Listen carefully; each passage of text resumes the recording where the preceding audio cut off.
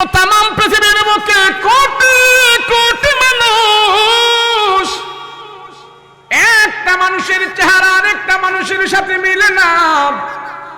আমেরিকার মানুষের সাথে বাংলাদেশের মানুষের চেহারার মিল নাই। ওই মালয়েশিয়া ইন্দোনেশিয়ার মানুষের সাথে আমাদের চেহারার কোনো মিল নাই। মিল আছে কিনা বলেন, বলেন আছে কিনা? না না, ওই যে গারো, চাকমা, খোয়, টইটুম্বা, সাঁওতাল, পাহাড়িরা যারা বাস করি, তাদের চেহারার সাথে সমতল মানুষের চেহারার কোনো মিল নাই। আল্লাহ ডাক দেয়া কয়, মানুষেরা রে, দুনিয়াতে আমি আল্লাহ যত মানুষ বানাইলাম, দুনিয়াতে যত চেহারা বানাইলাম, দুনিয়াতে যত মানুষ আমি বানাবো এবং বানিয়েছি, এবং এখন যাদেরকে বানায়া রাখছে, আমি আল্লাহ চেনো না তোমরা আমাকে?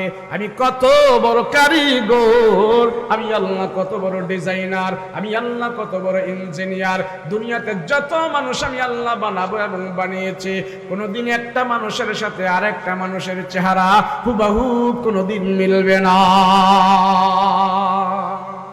মানুষ নাফরমান, মানুষ নাফরমান। আল্লাহকে যদি চিনতো, এই মানুষেরা কোনোদিন নামাজ বাদ দিয়া থাকতো না। আল্লাহ কয়, বান্দা, তোমার এই সম্মানিত কপালটা আমার আল্লাহর কুদরতে হাত দিয়ে আমি বানাই দিয়েছি, ফিরিস্তা দিয়া বানাই নাই। আমার সম্মানিত হাতের কপাল লাগায়া যখন বান্দা দুনিয়ার জমিনে যাওয়ার পর আমার কুদরতি কদমে সাজদা দিয়া পড়ে থাকবা, রাসূল বলেন, আসসাজদাতুন খায়রুম মিনাদ দুনিয়া ওয়া মা ফিহা। একটা সাজদার দাম তামাম দুনিয়া এবং দুনিয়ার চাইতে আল্লাহর দরবারে বহুত গুণে বেশি। মানুষ তো তার বানানোওয়ালা আল্লাহকে চিনে না। রাহমাতুল লিল আলামিনের কাছে সাহাবীরা প্রশ্ন করলেন, ইয়া রাসূলুল্লাহ, রাসূল গো, আল্লাহকে আমরা মানি, আল্লাহকে আমরা চিনি, তবে আমি একটা প্রশ্ন করি পয়গম্বর, আল্লাহকে সহজভাবে চেনার উপায় কি? আল্লাহকে সহজভাবে চিনতে গেলে কোথায় যেতে হবে? নবীজি বলেন, সাহাবীরা রে, আল্লাহকে যদি তোমরা সহজে চিনতে চাও, 10 মিনিট আল্লাহর সৃষ্টির দিকে গবেষণা করো, আল্লাহর কুদরত নিয়ে গবেষণা করো, দেখবা আল্লাহ পাক তোমাদের সামনে সহজে হাজির হয়ে যাবে। আচ্ছা বলেন, রাত্র বানাইছে কে? দিন বানাইছেন কে? আমারে বানাইলো কে? আপনাদেরকে বানাইলো কে? আরো জোরে বলেন, বানানেওয়ালা কে? সবাই বলেন কে? চন্দ্র সূর্য বানাইলো কে? এ মুসলমান, তুমি তারপর আল্লাহকে চিনো না? চিনো না? আল্লাহ ডাক দিয়া কয়, বান্দা, আমার কুদরতের দিকে তাকা, আমি তার সামনে হাজির হয়ে যাব। সেই জন্য এক কবি সুন্দর করে আল্লাহর কুদরতি ভাবে নিয়া, আল্লাহর কুদরত গুলো নিয়ে সুন্দর একটা কবিতা লিখছেন। কয়, আচ্ছা মানুষ বল দেখি, রাত্র কেন কালো, চাঁদ সূরজ কোথা হতে পেল এত আলো, পশু পাখি কয় না কথা, মানুষ কেন কয়? বলো বলো বলো মানুষ এসব কেমন করে হয়? ফুলগুলি সব নানান রঙে কেমন করে হয়? পাতাগুলো সবুজ বটে, ফুলের মতো নয়। দুধ কেন হয় সাদা, মরিচ কেন ঝাল, আমগুলি পাকলে আবার কেমনে তা হয় লাল। আমরা মানুষ বাস করি ভাই এই দুনিয়ার রঙে, হাতের রেখায় আর চেহারা মিলে না কারো সঙ্গে, আর মিলে না কথার ধরন, আঙ্গুলের টিপ। আল্লাহ আছে একজন, এবার প্রমাণ হলো ঠিক। তামাম পৃথিবীর মুখে আল্লাহ যত মানুষ বানিয়েছে, আল্লাহ ডাক দিয়া কয়, মানুষেরা, একজন মানুষের চেহারা আরেকজনের সাথে কোনোদিন মিলবে না, হুবহু কোনোদিন কারো চেহারা কারোর সাথে মিলবে না। আমি আল্লাহ ডিজাইন করে বানিয়েছি, আমি আল্লাহ নিজের হাতে বানিয়েছি। ও মানুষেরা, তোমরা এত বাহাদুরি করো, ইঞ্জিনিয়ার, তোমরা বিল্ডিং বানাও, অট্টালিকা বানাও, কিন্তু তোমাদের হাতের ফিঙ্গারের একটা ছাপ আমি আল্লাহ তৈয়ার করে দিয়েছি। আমার আপনার সবার বুড়ো আঙ্গুলের এই টিপসই আছে না নাই? সবাই দেখেন আছে না নাই? কুমিল্লার মানুষের সাথে জামালপুরের মানুষের টিপসই মিলেনি, কথা কম মিলেনি। আরে কুমিল্লার জামালপুর তো দূরের কথা, বাপারটার সাথে পোলারটাই তো মিলে না। বাপের টিপসই আর পোলার টিপসই এক নেই। ছেলে আর বাবার টিপসই এক নেই। আল্লাহ কয় আমারে চিনোস না বান্দা, বাবার টিপসই আর সন্তানের টিপসই দুইটা আমি বানায়া দিলাম, একজনের টিপসই আর একজনের টিপসই। এটা নকল করার ক্ষমতা পৃথিবীর কোনো মানুষকে আমি দেই নাই। এরপরও মানুষ আল্লাহকে ছিল না। লুকমান হাকিম ডাক দিয়ে কয় মালিক, আয় আল্লাহ আমার বানানোওয়ালা তুমি, তুমি আমার বানাইছো, আমার বানানোওয়ালা কেউ না। আমারে কালো করে তুমি বানাইছো। দুনিয়ার সমাজের মানুষ কোনো আমারে দাম দেয় না, দুনিয়ার মানুষের আমারে কোনো দাম দেয় না, দুনিয়ার কোনো মানুষের কাছে আমার দাম নাই। আমি একবারে কুসকুসা কালা। আল্লাহ কালো হয়েছি, অসুবিধা নাই, অসুবিধা নাই। হাকিম লুকমানের এমন একটা মানুষ ছিলেন, তার ডিউটি ছিল রাখালগিরি করা। এক মালিকের রাখালগিরি করেছে, এক জমিদারের রাখাল ছিল। সকালবেলা ছাগল বকরিগুলো নিয়ে ঘর থেকে বেরো হইতো, পাহাড়ের পাদদেশে ছাগল বকরিগুলো ঘুরে ঘুরে ঘাস পানি খাওয়াইতেন। সন্ধ্যার সময় আবার জমিদারের কাছে এসে গনে গনে ছাগল বকরিগুলো জমা দিতেন। এটা ছিল তার ডিউটি। ছাগল বকরিগুলো নিয়ে পাহাড়ের পাদদেশে বের হইয়া এবার ছাগল বকরিগুলো ছেড়ে দিয়া লোকমান হাকিম টিলার উপরে বসে বসে চিন্তা করে, আল্লাহ আসমান সুন্দর, জমিন সুন্দর, চাঁদ সুন্দর, ঝর্ণা সুন্দর, পাহাড় সুন্দর, আসমান পর্বত যা আছে সব কিছু সুন্দর। এই সৃষ্টি আল্লাহ তুমি করেছো কত সুন্দর। এই সৃষ্টি দেখে বোঝা যায় আল্লাহ তুমি নিজে না জানে কত সুন্দর। আল্লাহ তোমার পর্বত রাজি সব যদি এত সুন্দর হয়, তাহলে অবশ্যই আল্লাহ তুমি নিজে না জানে কত সুন্দর। কথা বলেন ঠিক কিনা? লুকমান হাকিম বলে, মালিক তোমার সৃষ্টি এত সুন্দর, তুমি নিজে না জানি কত সুন্দর। আল্লাহ সেই সুন্দর কুদরতি হাত দিয়ে আমার মতন বেডঙ্গা বেসাইজের লুকমানের বানাইছো, তাতে আমার কোনো অসুবিধা নাই। আল্লাহ মৃত্যুর পরে আমি জান্নাতে যেতে চাই, কেননা জান্নাতে যাবার পরে তুমি এত বেডঙ্গা রাখবা না, জান্নাতে যাবার পরে তুমি আমার সুন্দর বানাইবা। জান্নাতের ভিতরে যখন দিবা আমি এমন কালো থাকবা না, দুনিয়াতে আমি কিছু পাইবা না পাই, আল্লাহ তোমার তৈরি জান্নাতের ভিতরে যেতে চাই। আল্লাহ মৃত্যুর পরে তোমার জান্নাতের মেহমান আমি হতে চাই। এখন এই রাখালের মনে জজবা উঠে গেছে, আল্লাহর দুনিয়ার তো কেউ আমার দাম দেয় না, দুনিয়ার তো আমার কোনো সম্মান নাই, কিন্তু মৃত্যুর পরে আমি তোমার জান্নাতে যেতে চাই। দুনিয়াতে সম্মান আমার দেখবা কেউ না দেখ, কোনো অসুবিধা নাই, না দেখ, দুনিয়াতে আমার সম্মান দরকারও নাই। লোকমান হাকিম এবারে চিন্তা করতেছে, আল্লাহ জান্নাত যে চাইতেছি, জান্নাত তো তোমার, মালিক তো তুমি, আমি তো হম জান্নাতের মেহমান। তো জান্নাত হলো তোমার বাড়ি, তুমি যদি আমার পারমিশন না দাও তাহলে তো আমি জান্নাতে ঢুকতে পারবো না।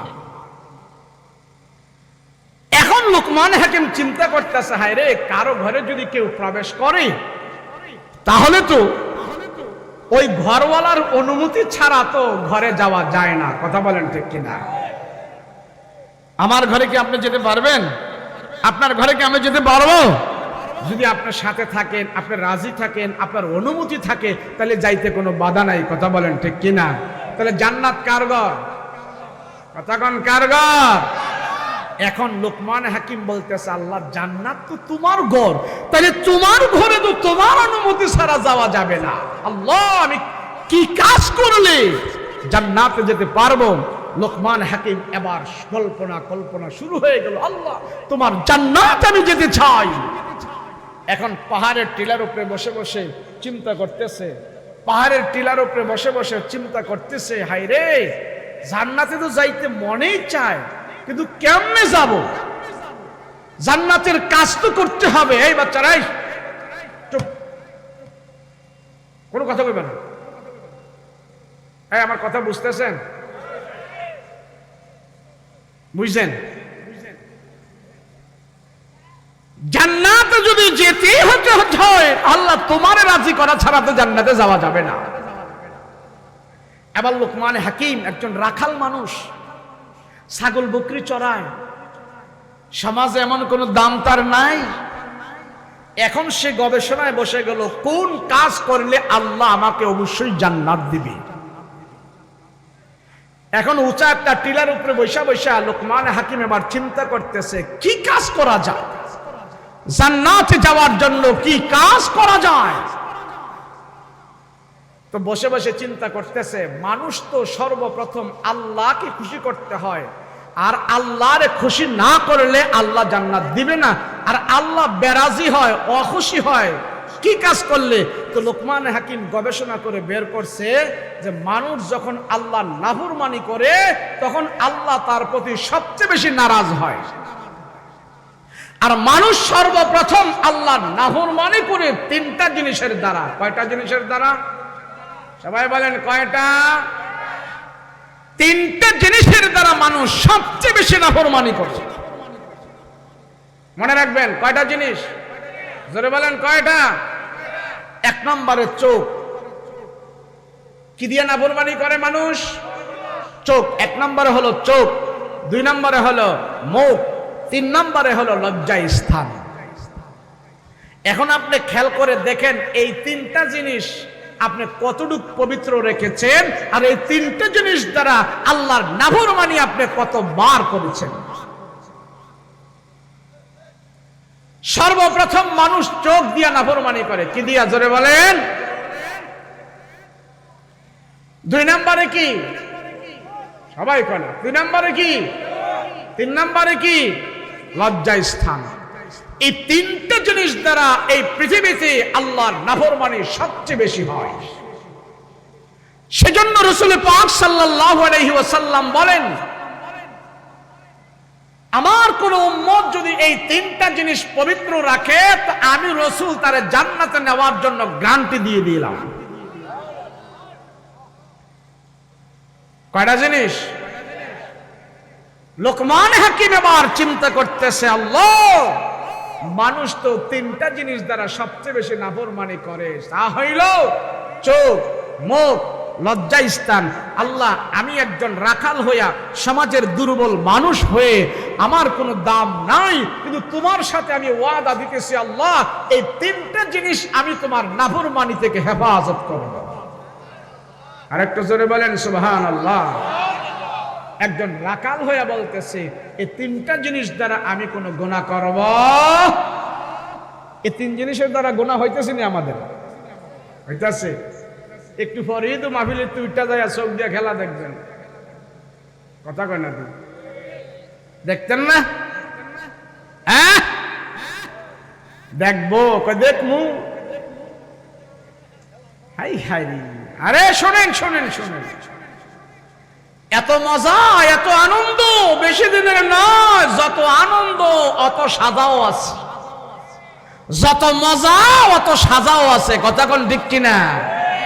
যেই জাতি খেলাধুলায় মত্ত, যেই জাতি গান বাদ্যে মত্ত, যেই জাতি নেশা পানিতে মত্ত হয়ে থাকে, সেই জাতির অচিরেই ধ্বংস তারা দেখে যেতে হবে। মুসলমান খেলাধুলায় মত্ত, গান বাদ্য মত্ত, নেশা পানিতে মত্ত, সেই জন্য মুসলমান অতি তাড়াতাড়ি তাদের ধ্বংস দেখে যাবে। পুরা মুসলমান যদি না হয় তো বাংলাদেশের মুসলমানেরাও তাদের খারাপ পরিণতি দেখার জন্য তৈরি হতে হবে, যদি এই পরিবেশ থাকে। কথা বলেন ঠিক কিনা? ঠিক কিনা? এই তিন জায়গা ভালো হইলে জান্নাতে যাওয়া সহজ হয়ে যাবে। তো লোকমান হাকিম আল্লাহর কইতাছে, আল্লাহ আমি তো গরিব মানুষ, তোমার সাথে চাচা কই যায়? ও চাচা, না খেলার টাইম হয়েছে? যাক থামেন ইনশাআল্লাহ। এই আমি বেশি সময় নষ্ট করব না, আপনাদের থেকে তাড়াহুড়া আমার বেশি। আমার এই ওয়াজ 3 ঘন্টাও চলে,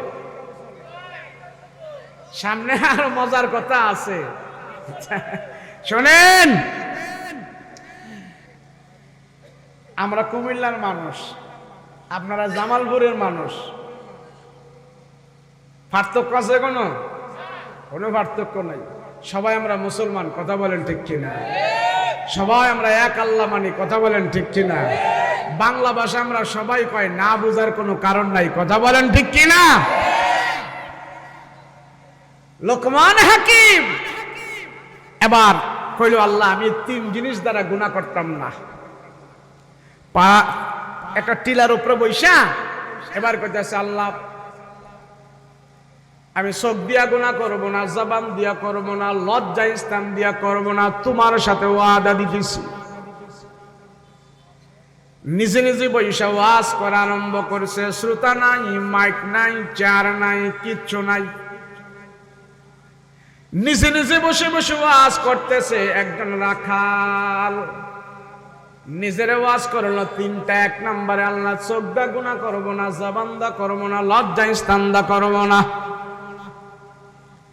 3টা ওয়াজ করলো নিজের। এই রাখালের 11টা সন্তান ছিল। কয়টা জোরে কান?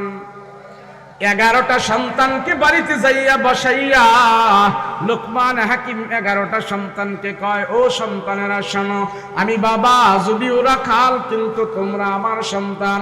আমার বাবার পক্ষ থেকে তোমাদেরকে একটা নসিহত করতেছে, শোনো। আমি বাবা তোমাদেরকে কয়েকটা ওয়াজ করব, ভালো করে শুনবা।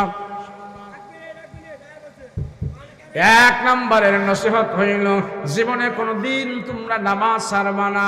2 নম্বরের নসিহত হইল, জীবনে কোনোদিন তোমরা আল্লাহর সাথে শরীক করবা না। 3 নম্বরের নসিহত হইল, জীবনে কোনোদিন তোমরা পিতা মাতার সাথে বেয়াদবি করবা না। লোকমান হাকিম নিজে ওয়াজ করলো 3টা। সন্তানদেরকে ওয়াজ করাইলেন 3টা। সন্তানদেরকে 3টা ওয়াজ করাইলেন, জীবনে নামাজ ছাড়িস না, যদিও আমি রাখাল, কিন্তু তোরা আমার সন্তান, আমি তোদের পিতা। নামাজ ছাড়বি না, 1 নম্বর আমার বাবার পক্ষ থেকে আদেশ। 2 নম্বরের আদেশ হলো আল্লাহর সাথে শিরক করবি না। 3 নম্বরের আদেশ হলো পিতা মাতার সাথে বেয়াদবি করবি না। হাকিম লোকমান নিজের ওয়াজ করলেন 3টা, সন্তানদেরকে ওয়াজ করালেন 3টা। এই হলো 6টা। এই 6টা আমল যখন সংসারের ভিতরে চললো, রাখালের ছেলেরাও আমল করে, রাখাল নিজেও আমল করে। হাকিম লোকমান হাকিম তখন হয় নাই, তখন রাখাল।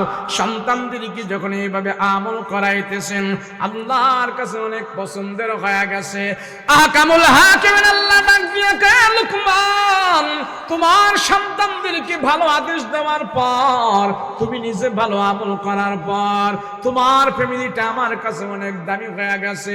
আমি লোকমান তোমার দুনিয়াতেও দামি বানাইতে চাই, আখিরাতেও তোমার আমি দামি বানাবো। তুমি নিজে নিজে ওয়াজ কইরা নিজে নিজে শুদ্ধ হইতেছো, তোমার সন্তানদেরকে তুমি শুদ্ধ করতেছো। আল্লাহ ডাক দিয়া কয়, রাখাল লোকমান, আমি আল্লাহ তোরে রাখাল থেকে টান দিয়া তোরে আমার নবুয়তি দান করে দিতে চাই। তোরে আর আমি রাখাল লাগবো না। লোকমান রে, তোর গুণের কারণে আমি আল্লাহ তোরে ভালোবাসলাম। হে লোকমান শোনো, আমি আল্লাহ তোমারে অনেক ভালোবাসি, আমি আল্লাহ তোমারে অনেক মহব্বত করি, আমি আল্লাহ তোমারে অনেক পছন্দ করি। লোকমান জানো, আমি আল্লাহ তোমার পথে খুশি হয়ে গেলাম। এই মুহূর্তে আমি আল্লাহ সিদ্ধান্ত নিয়েছে, তোমার মতন লোকমানকে আমি আল্লাহ দামি বানাইতে চাই। আমি দুনিয়াতে কোনো কালো মানুষকে নবী বানাই নাই। আমি দুনিয়াতে কোনো বংশমর্যাদা নিচু পদের কোনো মানুষকে নবী বানাই নাই। আরে কথা কই নাই?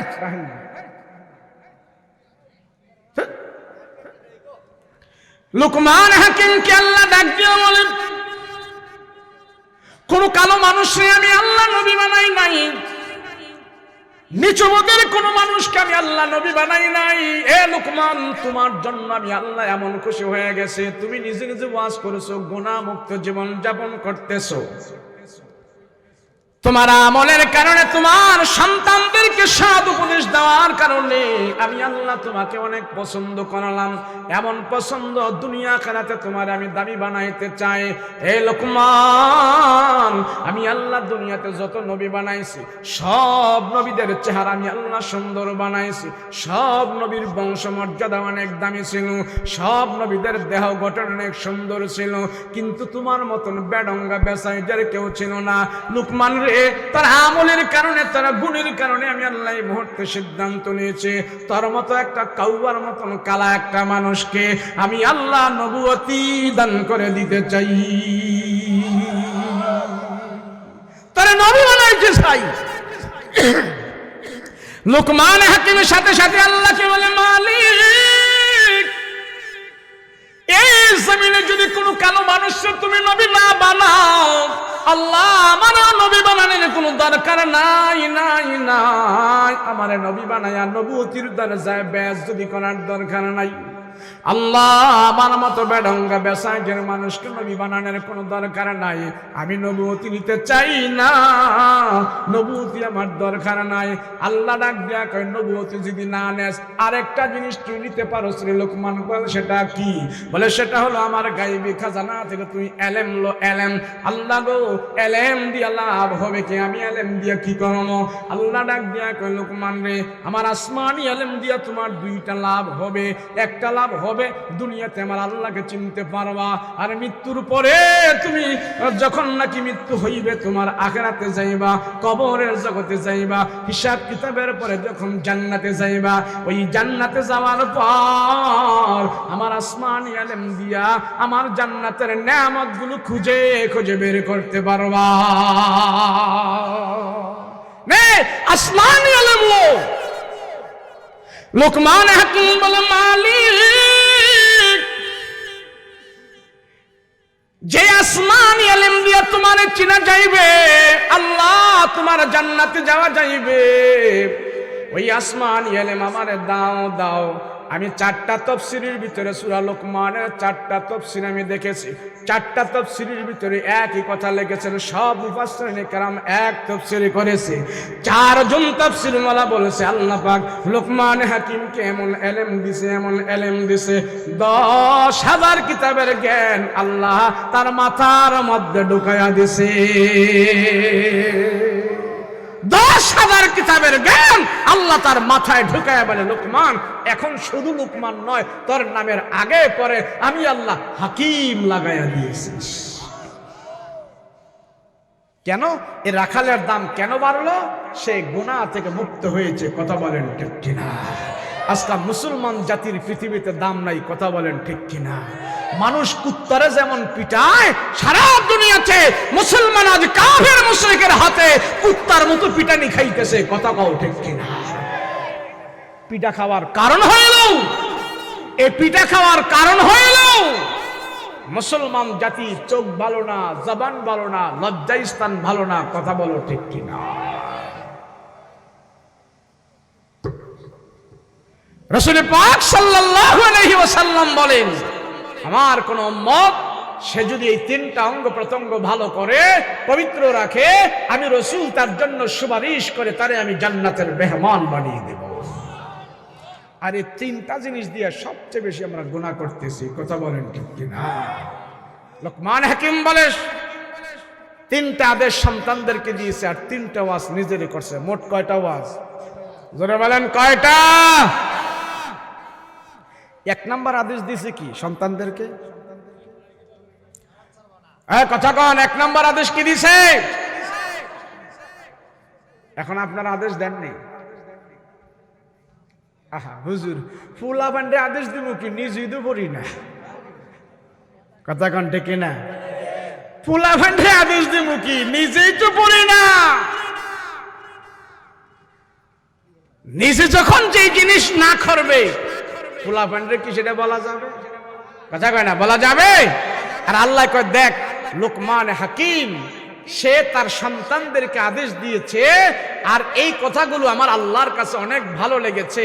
আমি আল্লাহ লোকমানকে এত পছন্দ করেছি এই আদেশগুলো দেওয়ার কারণে, সন্তানদেরকে আমলের উপরে উঠার কারণে। 40 বছর ইমামতি করার পরে ইমাম সাহেব গেছে গা বুড়ো হইয়া, দাঁত চাত লড়ে সরে, চামড়া টমড়া ঢিলা হয়ে গেছে, গায়ে উঠলে বইতারে না, রুকু দিলে সেজদা দিতারে না।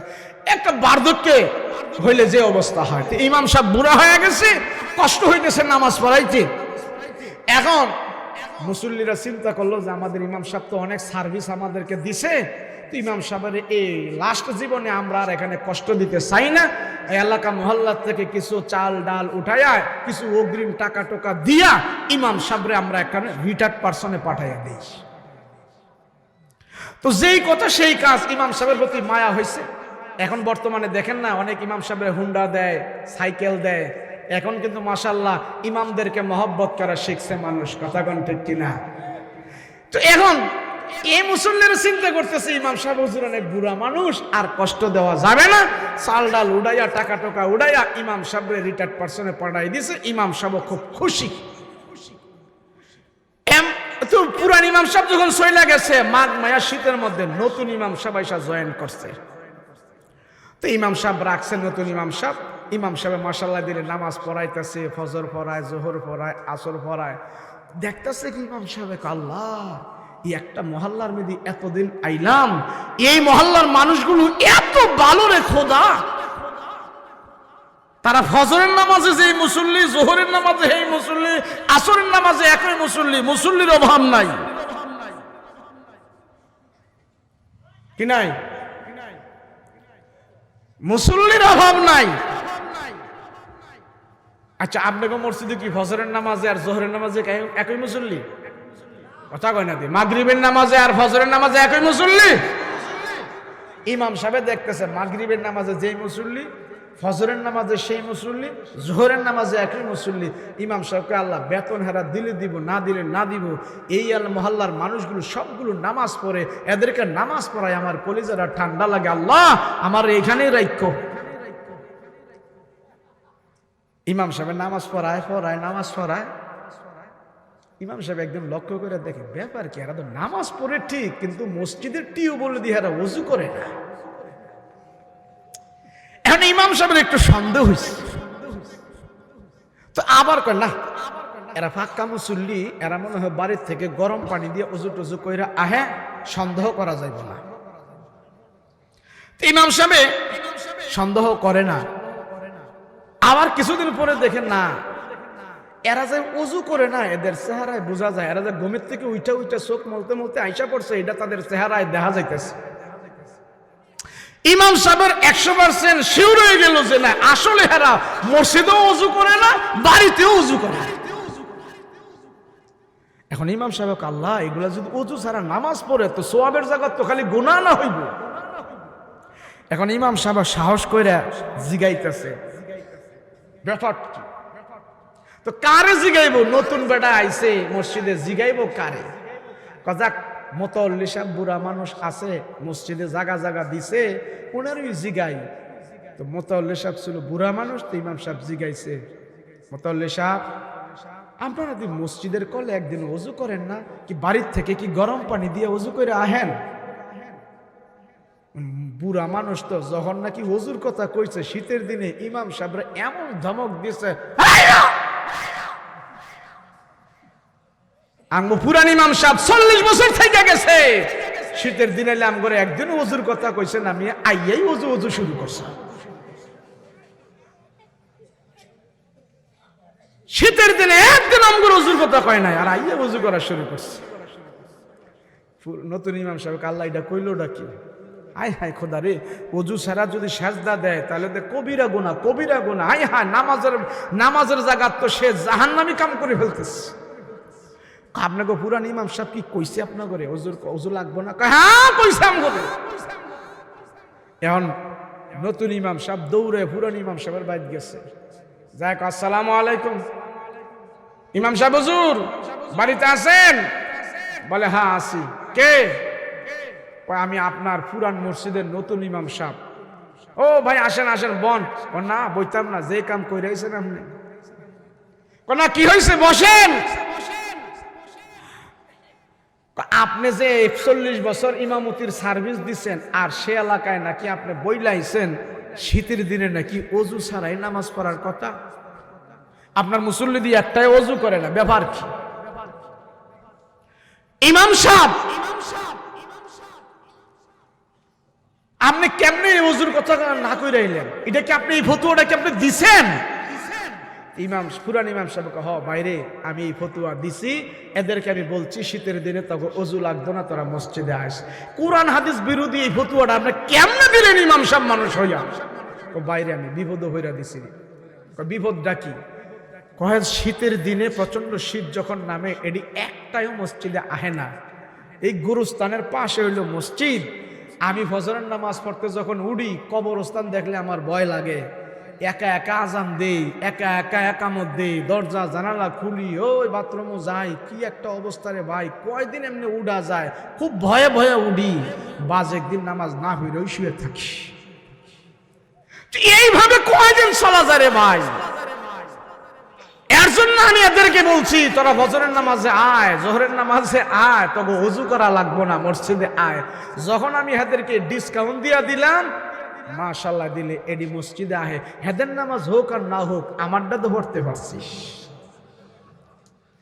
এই কথা বলার পরে ভাই আপনি এটা কেমনে দিলেন? আল্লাহ বেরাজে আমি বেউ ভাইয়া দিছি ভাই, এখানে মসজিদে আমি আনছি, এবার তুই বুঝাইয়া সমঝাইয়া তাদেরকে ওযু বানাইয়া শিখাইয়া বলেন। যে মুসল্লি, যেই নামাজি, যেই মুমিন, যেই মুত্তাকি, যেই পরহেজগার, যেই মুসলমান ওযুর ভয়ে ঘর থেকে উঠে আল্লাহকে মসজিদে এসে সাজদা দিতে পারে না, যে ইমাম তোমাকে ঘর থেকে মসজিদে আনে না, সেই ইমাম তোমাকে জান্নাত পর্যন্ত নিতে পারে না। কথা বলেন ঠিক কিনা? তোমার ইমান তোমারে মসজিদে আনে না, তোমার ইমান তোমারে ঘুষ থেকে বাঁচায় না, তোমার ইমান তোমাকে সুদ থেকে বাঁচায় না, তোমার ইমান তোমাকে হারাম থেকে বাঁচায় না। এই ইমান তোমাকে জান্নাতে নেবে না, এই ইমান জাহান্নাম থেকেও তোমাকে বাঁচাইবে না। কথা বলেন ঠিক কিনা? নামাজ পড়বেন তো ইনশাআল্লাহ? কি ঘরে না, বাইরে না, মসজিদে, জামাতে না, একা একা? জামাতে পড়েন, জামাতে। রসুলের কাছে চোখ নাই বেড়ার অন্ধ সাহাবী আয়েশা কয়, ইয়া রাসূলুল্লাহ, রাসূল গো, নবী গো, আমি যে দুই চোখে কোনো রোড ঘাট কিচ্ছু দেখি না, আমিও কি ইমামের পিছনে এসে জামাত পড়বো? এখন রসুল বলে, হ্যাঁ, তোমার বাড়ি থেকে যদি আজানের আওয়াজ শোনা যায় তাইলে তুমি মসজিদে এসেই জামাতের সাথে নামাজ আদায় করতে হবে। রাসূল সাল্লাল্লাহু আলাইহি সাল্লাম এই কথা বলার পর অন্ধ সাহাবী আর কোনো কথা কয় নাই, সোজা বাড়িতে চলে গেছে। আমরা যদি কোনো কানার এই কথা কইতাম যে রোড ঘাট দেখলে দেখবি, না দেখলে না দেখবি, 5 ওয়াক্ত মসজিদে আইয়া তুই জামাতের সাথে নামাজ পড়বি, এই কথা যদি আমরা কোনো অন্ধ ব্যক্তির বলি তো পাড়া মহল্লার মানুষ কবে, দেহ হুজুরে কানারেও ছাড়ে না। কথা কোন ঠিক না? কিন্তু রসুল বলছে, অন্ধ, মসজিদে এসে আল্লাহকে সাজদা দাও, জামাতের সাথে নামাজ পড়ো। অন্ধ ব্যক্তি বাড়িতে যা, বিবিরে কয়, বিবি দে পাট শার্ট কি আছে দে। পাট দিয়ে কিনবেন, রশি বাঁকামো, লম্বা রশি বাঁকামো দে। রশিদে কিনবেন, আল্লাহরে খুশি করবো, রসুলরে খুশি করবো। বিশাল বড় জামাই বউ দুইজন মিলা রশি পাকাইছে, পাকাইয়া সেরা দরজার সাথে এক মাথা, আর মসজিদের দরজার সাথে এক মাথা, তার ঘরের দরজার সাথে এক মাথা টান টান করে বাইদা এই অন্ধ সাহাবী যখন আজান দেয়, আজানের আওয়াজ শুনে আর রশি ধরে ধরে মসজিদে আসতে থাকে। রসুল এই দৃশ্য দেখে সব সাহাবীদেরকে ডেকে বলল, আরে আয়, জান্নাতি মানুষ দেখলে তারা আয়, দেখ আমি রসুল বলেছি মসজিদে এসে সাজদা দেওয়ার জন্য। সে রশি ধরে ধরে এসে আল্লাহর সাজদা দেয়। আমি রসুল বলতেছি সে মসজিদে আসে না, সে জান্নাতের ভিতরে ঢুকে যাইতেছে। নামাজ, এইভাবে নামাজ। সেজন্য লোকমান হাকিম তার সন্তানদেরকে নামাজের আদেশ দিয়েছে। নামাজের আদেশ দিব তো ইনশাআল্লাহ। আরো 2টা আদেশ দিয়েছিল, আল্লাহর সাথে শিরিক করবা না, পিতামাতার সাথে বেয়াদবি করবা না। কথা বলেন ঠিক কিনা? আমরা করবো তো ইনশাআল্লাহ। সন্তানদেরকে আদেশ দিব তো ইনশাআল্লাহ। বসেন, 5 মিনিট বসেন, দোয়া করব। একটা লোক উঠবেন না, বসুন। উঠবেন কাটা কাটা, হাত উঠান। উঠবেন না তো? আমার সাথে দোয়া করবেন, কে কে হাত উঠান। নারে তাকবীর, নারে তাকবীর, লিল্লাহি তাকবীর। তামাম। এখন আমারে কইছে কালেকশন করার লাগা। ওই যে উঠতেছে, ওই যে উঠতেছে। যে উঠবো হেরে দইরা 500 টাকা রাখবেন। এখন যে উঠবো 5 মিনিট, যে উঠবো 500 রাখবেন, দইরা উঠা যাবে না। কর্তৃপক্ষ বলছে, সেজন্য আমি আপনাদেরকে আমরা সালাম দিব না। এটা কি? কিয়ামতের আলামত। আমরা অপরিচিত লোকদেরকেও সালাম দিব। সালামের মাধ্যমে আমরা তার পরিচয় জানব। রাসূলুল্লাহ সাল্লাল্লাহু আলাইহি ওয়াসাল্লাম বলেন, আমার উম্মতের ভিতরে যেদিন তারা সালামের প্রচলন কমায় দিবে, তখন তোমরা বুঝবা যে কিয়ামত অতি নিকটে চলে আসছে। কিয়ামত অতি নিকটে চলে আসছে।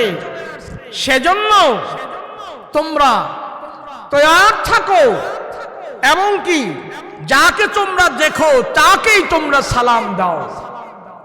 আসসালামু আলাইকুম ওয়া রাহমাতুল্লাহ। যে বেশি বেশি সালাম দিবে, যে বেশি বেশি সালাম আদান প্রদান করবে, আল্লাহ তার অন্তরকে হিংসা মুক্ত করে দিবে। এই সমাজে হিংসার রোগী বেশি না কম? কথা কন, হিংসার রোগী বেশি না কম? এই হিংসা যদি দূর করতে হয়, ডাক্তারের ওষুধ খায়া দূর করা যাবে না, বেশি বেশি করে সবাইকে সালাম দিতে হবে। কথা বলেন ঠিক কিনা? আব্দুল সামাদ ভাই 1000 টাকা দিয়েছেন, আল্লাহ কবুল ও মঞ্জুর করেন।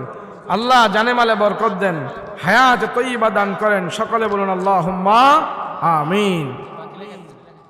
জি, বাকি কেউ লেখাইতে চাইলে লেখাইতে পারেন। বলুন, বলেন কে আছেন যে হুজুর আমি 5000, 10000, 2000, 3000 এমন দিতে চাই, এমন কে আছে বলেন? বলেন, আছেন কেউ? বাকি একজনও নাই? একজন বাকি নাই? নগদ 500 দেন, ভালোই তো। নগদ 500 হলে তো ভালোই। কে রে ব্যক্তিটা? লেখান না? আলহামদুলিল্লাহ লেখান। বলুন মাশাআল্লাহ, মাশাআল্লাহ, আলহামদুলিল্লাহ, আলহামদুলিল্লাহ। বলেন এই হয়েছে কি? এই হুজুর তাড়াতাড়ি করেন, সবাই বসে রয়েছে, তাড়াতাড়ি করেন।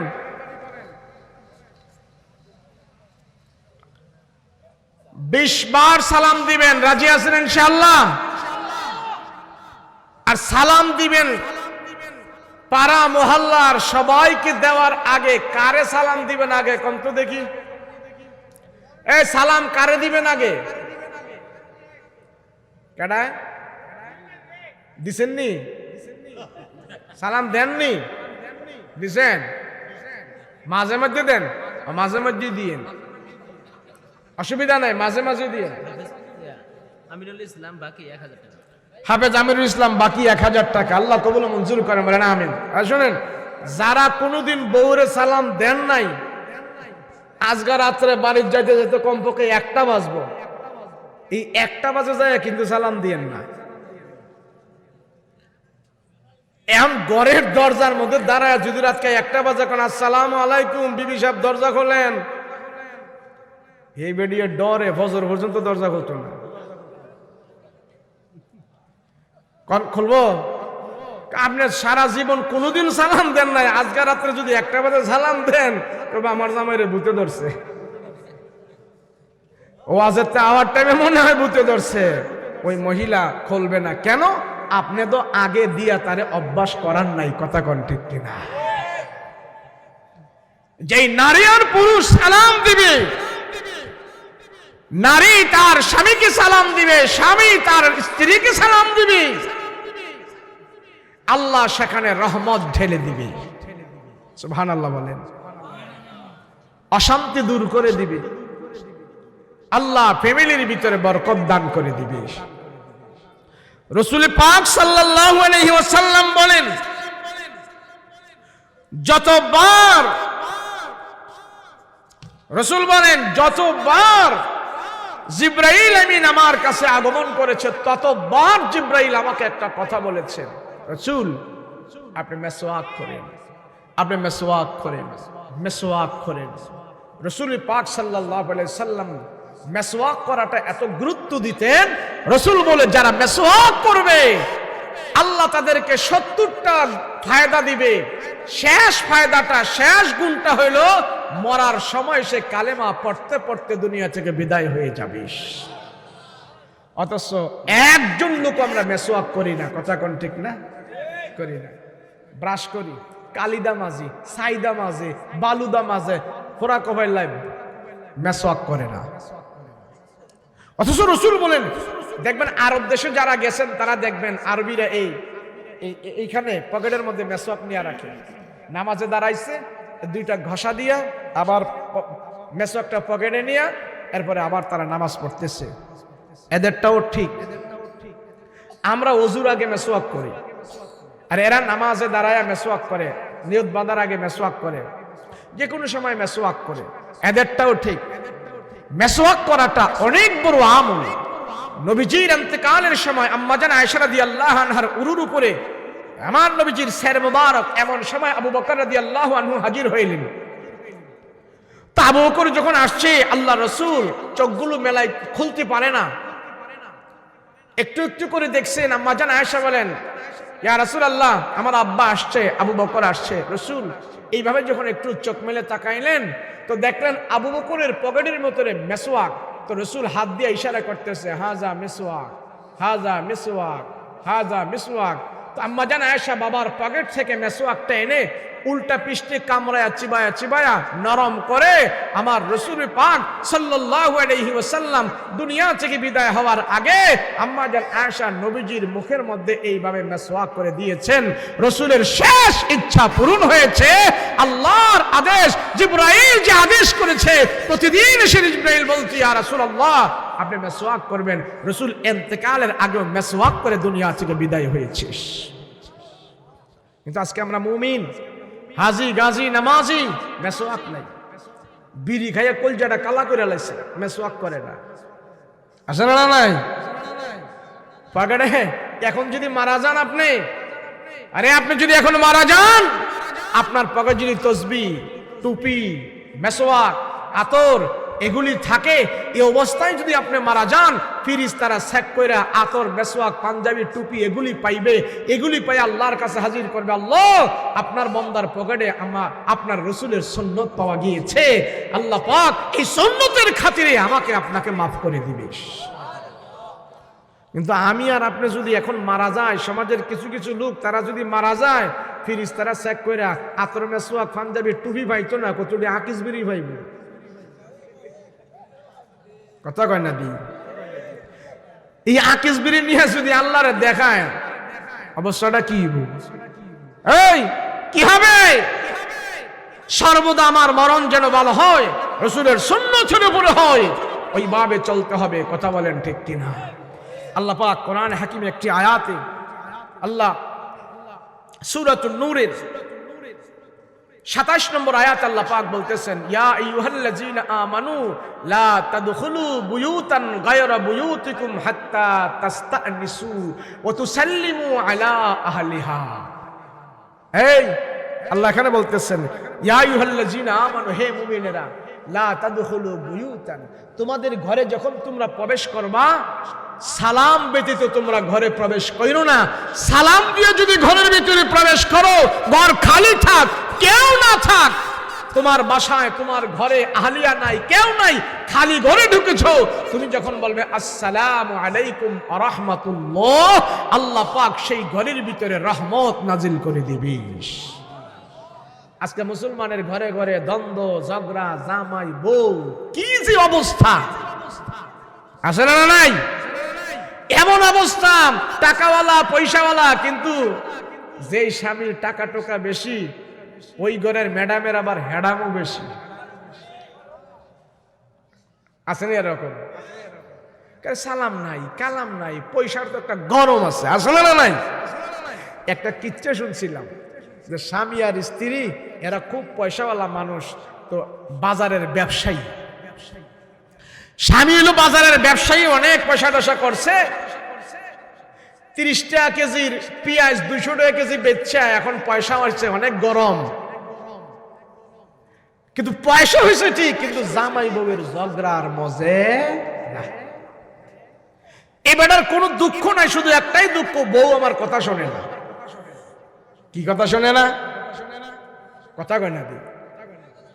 শেষ ওয়াজ করতাম না, এটা মহিলাকে ওয়াজ কইরা এই 5 মিনিটের ভিতরে শেষ। জামাই অনেক পয়সাওয়ালা, এখন ম্যাডামেরও অনেক হ্যাডাম, আমার জামাইয়ের পয়সা বেশি, তো আমার কি দাম কম নেই? এ দাম কম নেই মনে করতে করতে দুইজনের ভিতরে একটা গরমিল হয়ে গেছে। কোনো কিছুর অভাব নাই, শুধু একটারই অভাব, জামাই বউয়ের কথা শোনে না, বউ জামাইয়ের কথা শোনে না। বেড়ায় যদি বউরে কয় বইতো, বেড়ি খালি দাঁড়ায়া থাকে, যদি কয় হইতো তাহলে বইয়া থাকে। এই যে একটা অস্থির অবস্থা, এই লোক বউরে কোন রকম তার কন্ট্রোলে আনতে পারতেছে না। আর বউ জিদ্দে মাঝে মাঝে কয়, তো গোলামের ভাত খাইতাম না, তার ভাই থাকতাম না, যাইও পারি না, কোনো দিক যাইতেও পারি না, গোলামে মরেও না, মারে সারেও না। মহিলা, এই মহিলার এই অবস্থা, খালি দিনের রাত তার জামাই রে খালি অপবাদ, গোলামে মরেও না, আমারে সারেও না। আর এই বেটার যে টাকা পয়সা হেডামওয়ালা, আমাদের সমাজে কিছু টাকাওয়ালা আছে না, সুদ ঘুষ এমনে এমনে খাইয়া কিছু পয়সা হইছে, এখন টুপিওয়ালা হুজুর করে দেখলে আর বেশি জুত লাগে না। কথা কয় না দি, মসজিদও আহে না, কোরআন কিতাব ভাল লাগে না, আরে হুজুরা কত কিছু কইছে, যা আমগো ব্যস্ততা আছে, এত ওয়াজ টাজ হোনার টাইম নাই। কিছু কিছু মানুষ টাকার বারে, ক্ষমতার লোভে, অহংকারী, ওয়াজ নসিহত শোনে না, হুজুরদের কথা কানে নেয় না, আঙ্গুল দিয়া রাখে। ওয়াজ টজ যদি শুনি তাহলে তো মসজিদে যাওয়ানগা লাগতে পারে। এখন এই লোকটাও হুজুরদের কথা শোনে না। কোন সমস্যা আছে? না না না, হ্যাঁ সমস্যা আছে। এই লোকটাও হুজুরদের কোনো কথাবার্তা শুনে না, ওয়াজ টোয়াজ ভাল লাগে না, নেশা পানি করে, বউয়ের যন্ত্রণায়, কোরআন কিতাব নাই, আল্লাহ রসুল নাই, নামাজ রোজা নাই, টুপিওয়ালা দাড়িওয়ালা দেখলে এর মেজাজ গরম হইয়া যায়। তো মসজিদের পাশে দেয়, সে ব্যবসা বাণিজ্য করতে যায়, আর আহে ওয়াজ নসিহত শুনলে, কোন নসিহত টসিহত শুনলে, হুজুর টুজুর দেখলে কানের মধ্যে আঙ্গুল দিয়ে রাখে। এমন লোক আসেনি? আপনাকে দিক নাও থাকতে পারে।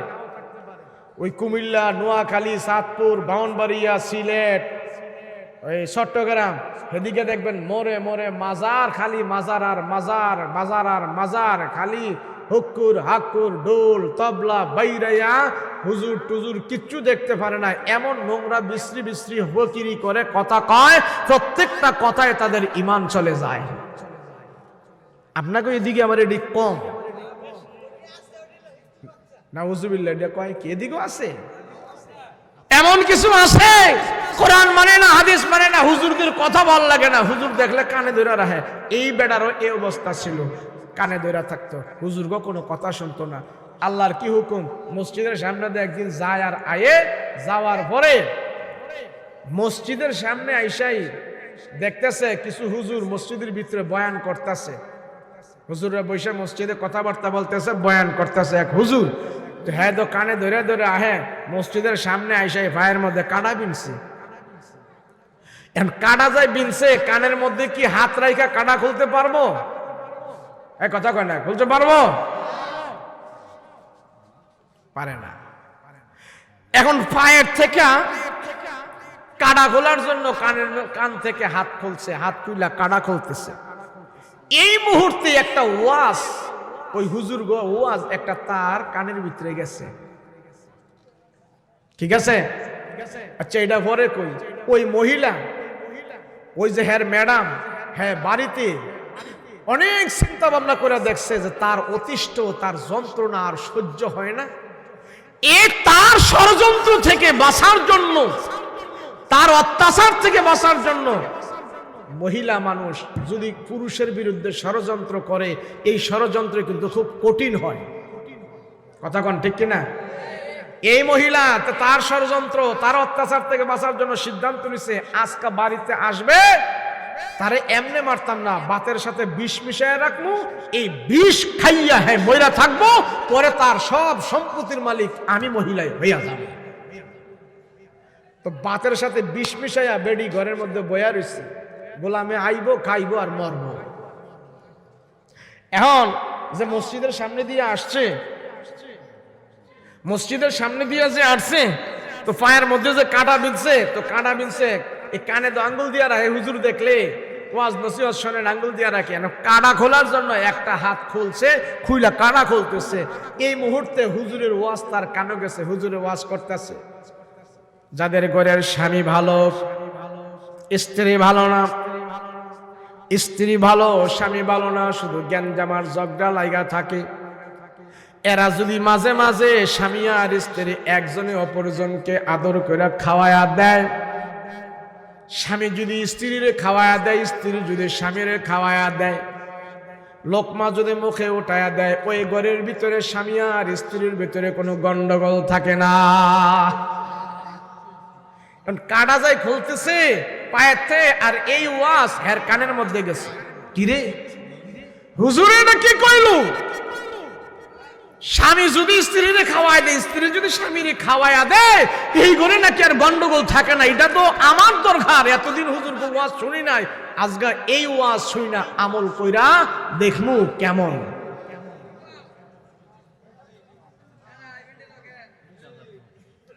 তোর কি আহল নাই রে কোন? মহিলাদের কাছ থেকে আরে ওয়াজ কইরা লই, এরপরে মহিলাকে ওয়াজ কইরা লই না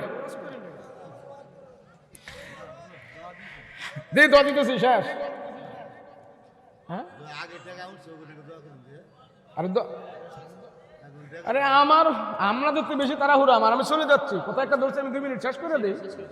আহারে আল্লাহু আকবার।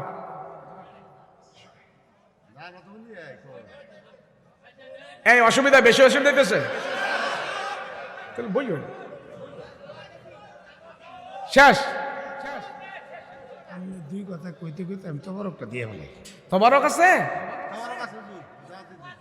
মাহবিল তবারক আছে তো আমার দিয়ে কইলেন না। বুঝছি আমার লাগে বই রয়েছেন না, তবারকের লাগিয়া বুঝ জ্বালাইছি আমি আপনারা ওয়াজ করলাম নইলে। যান তাড়াতাড়ি দেন, তাড়াতাড়ি দেন, তাড়াতাড়ি দেন। হ্যাঁ হ্যাঁ শোনেন, তাড়াতাড়ি দেন। হ্যাঁ বসেন, দেন, মাশাআল্লাহ সুন্দর করে দেন। এখন জি জি তবারক হচ্ছে ওয়াজ। শোনেন, হ্যাঁ সবাই পাইবেন ইনশাল্লাহ, সবাই পাইবেন, পর্যাপ্ত পরিমাণ আছে। এই গন্ডগোল করা যাবে না, চুপ। দিছে ওয়াজটারে শেষ করে দিচ্ছে। শোনেন, এখন মহিলাই তো ওই দিক দিয়ে বাতের মধ্যে 20-30 মিশায় রাখছে, আইবু আর খাইবু আর মরব, আর সে যাইতেছে হুজুরের ওয়াজ শুনে আজগা স্বামী আর স্ত্রী একসাথে খাইব। বাড়িতে যাওয়ার পর নিয়ত করছে যে হুজুরকে কোনো ওয়াজ তো শুনি না, আজগা যায় কাজে লাগামু। এখন আজগা যাওয়ার পরে স্বামী স্ত্রী তো ভাতের সাথে 20-30 মিশাইয়া টেবিলের উপরে রাইখা দিছে, খাইব আর মরব। এখন চিন্তা করতেছে, স্বামী যখন গেছে, যাওয়ার পরে স্ত্রী কয়, হেরে যখন আজগা মাই রইলামু, আজকে একটু আদর যত্ন কইরা দেই। যাওয়ার পরে পায়ের টেনে, যারা তাবারক দেয় কথা বলো,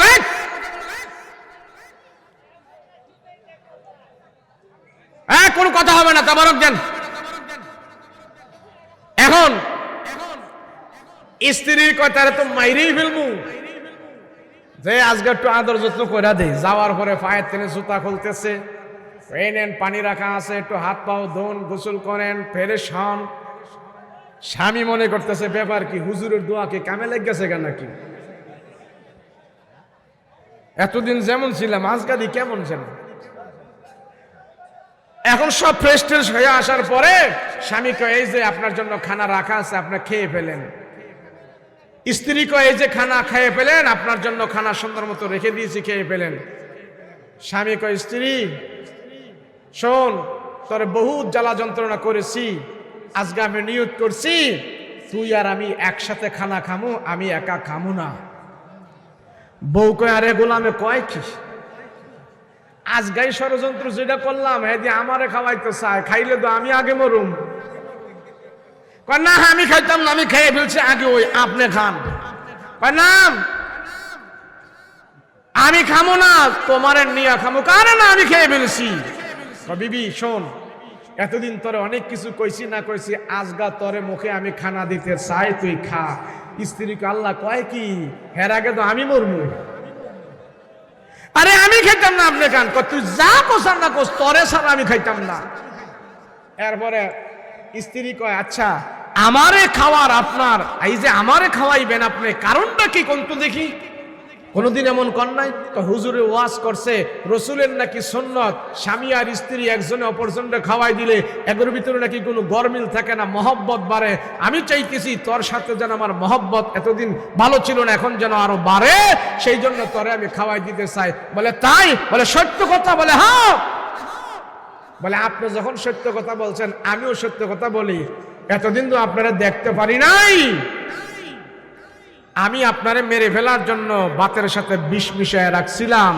রসুলের একটা সুন্নত আজকে আমি মানার কারণে জীবনে রক্ষা পেয়ে গেলাম। আপনি খাইলে আপনিও মরতেন, আমি খাইলে আমিও মরতাম। হুজুরের এক ওয়াজের বিনিময় আপনিও প্রাণে বেঁচে গেছেন, আমিও প্রাণে বেঁচে গেছি। আজকে থেকে ওয়াদা দিচ্ছি আমরা আর কোনদিন শরীয়তের বাইরে চলবো না।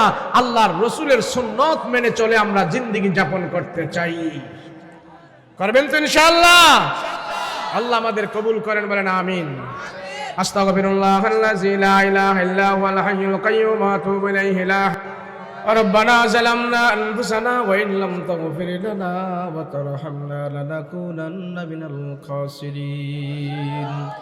রব্বিরহামহুমা কামা রব্বায়ানি সগীরা। রব্বিরহামহুমা কামা রব্বায়ানি সগীরা। রব্বুল আলামিন পরওয়ারদিগারে আলম, আয় আল্লাহ, রাত্র অনেক হয়ে গেছে, তোমার বান্দাগুলো বাড়িতে যায় না, দুইটা হাত তোমার আদালতে উঠায় রাখছে। আল্লাহ মেহেরবানি করে তুমি আমাদেরকে মাফ করে দাও।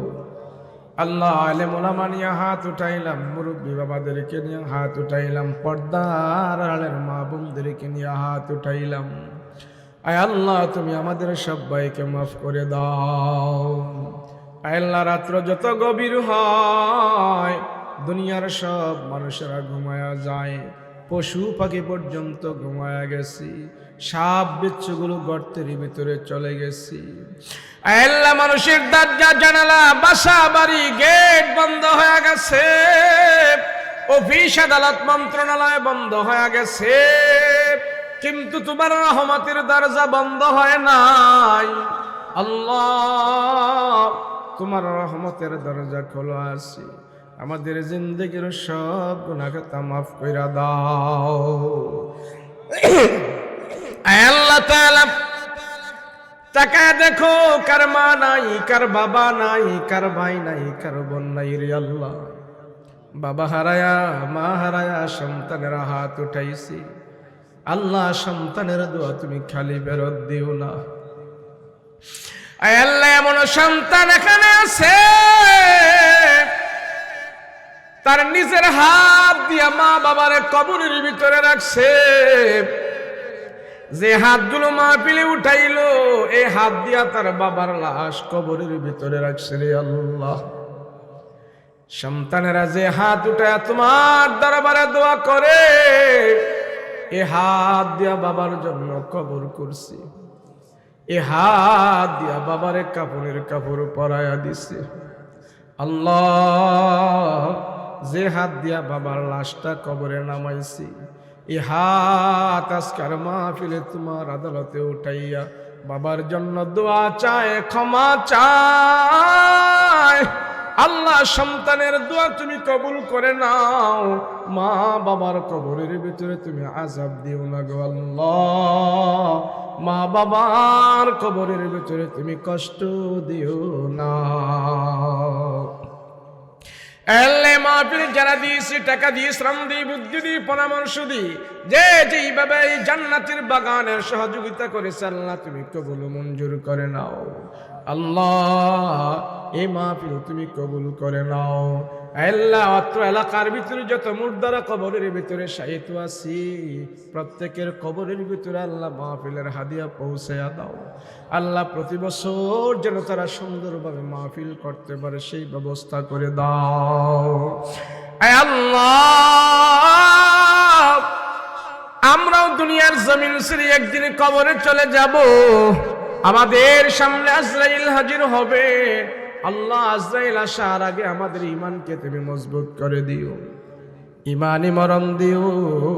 আল্লাহ কোরআন তেলাওয়াত অবস্থায় আমাদের মরণ দিও, নামাজরত অবস্থায় মরণ দিও, শুক্রবারে মরণ দিও, রোজা অবস্থায় মরণ দিও, শহীদি মরণ আমাদেরকে দান করিও।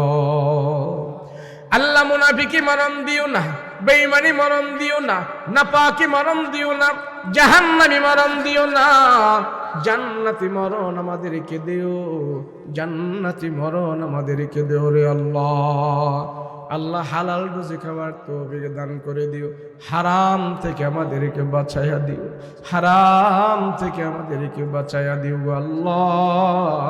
মা বোনদেরকে পর্দা করার তৌফিক দান করে দিও, পর্দা করার সহি বুঝ তাদেরকে দান করে দিও। আয় আল্লাহ, আমরা আখিরাতের চিন্তা নাই, গুনার ভিতরে লিপ্ত আছি আল্লাহ, আমরা যেন আখিরাত থেকে বঞ্চিত না হই, কবরের আযাব থেকে আমাদেরকে মুক্ত করে দিও আল্লাহ। রাস্তাঘাটের অ্যাক্সিডেন্ট, দুর্যোগ, বিমারি থেকে আমাদেরকে হেফাজত করে দিও। আল্লাহ তাআলা নবীর রওজায় আমাদেরকে বারবার নিয়ে যাও, বারবার নিয়ে যাও, প্রাণ ভরে নবীর আমরা সালাম দিব সেই ব্যবস্থা করে দাও আল্লাহ। নবীর রওজার পাশে দাঁড়াইয়া প্রাণ ভরে যেন পয়গম্বরকে সালাম দিতে পারে সেই ব্যবস্থা করে দাও আল্লাহ। যদি না হয় ঘুমের ঘরে আমার নবীর নুরানি চেহারাটা স্বপ্নে যোগে দেখাইয়া দাও, নবীর চেহারাটা স্বপ্নে দেখাইয়া জাহান্নামের আগুন হারাম করে দাও। সাল্লাল্লাহু তাআলা আলাইহি ওয়া আলা আলিহি ওয়া সাহবিহি আজমাইন। সুবহান রাব্বিকা রাব্বিল ইজ্জাতি আম্মা ইয়াসিফুন ওয়া সালামুন আলাল মুরসালিন ওয়ালহামদুলিল্লাহি রাব্বিল আলামিন। বাহাক লা ইলাহা ইল্লাল্লাহ মুহাম্মাদুর রাসূলুল্লাহ।